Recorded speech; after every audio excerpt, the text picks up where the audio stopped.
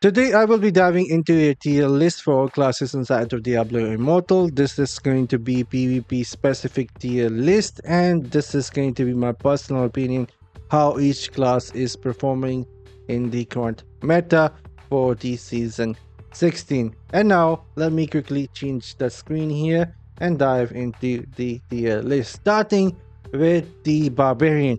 How the Barbarian is performing in the current meta. For me, Barbarian is going to be somewhat a B tier class. They are the weakest, in my opinion, in current meta.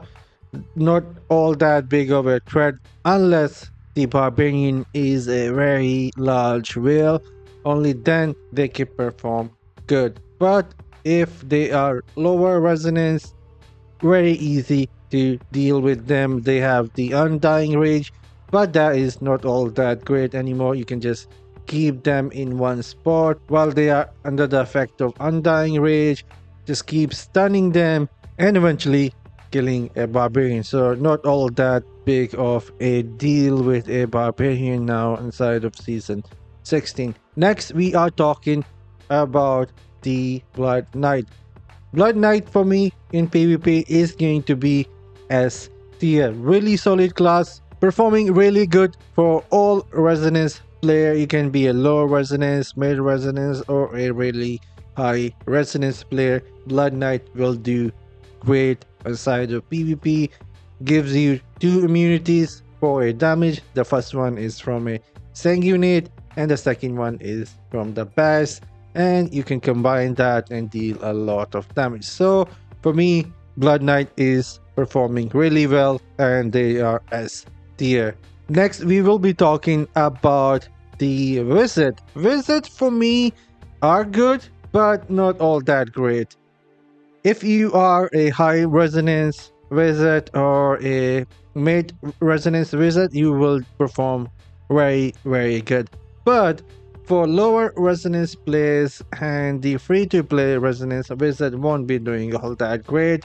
You have to get close and personal with your enemy using the sprinkler build, and that build will get you killed a lot. Even though you will be killing others, you will be dying yourself a lot as well.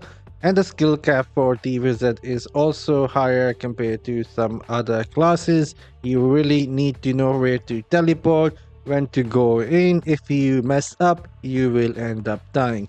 And now let's move on to the next class. That is going to be the monk. Monk is again for me is a tier class. Not all that great like they used to, but still somewhat decent. You can do really good with a monk inside of PvP, especially some high resonance monks are doing really well. But if you are somewhat mid-tier monk or a lower resonance monk, you will have issues dealing with some other classes which can do a lot more damage and can get away, like a demon hunter, can be a blood knight, necromancer. It is going to be hard dealing with them, especially 101. Anyhow, let's move on to the next class. That is going to be Demon Hunter. Demon Hunter by no means is the best or the worst inside of current meta.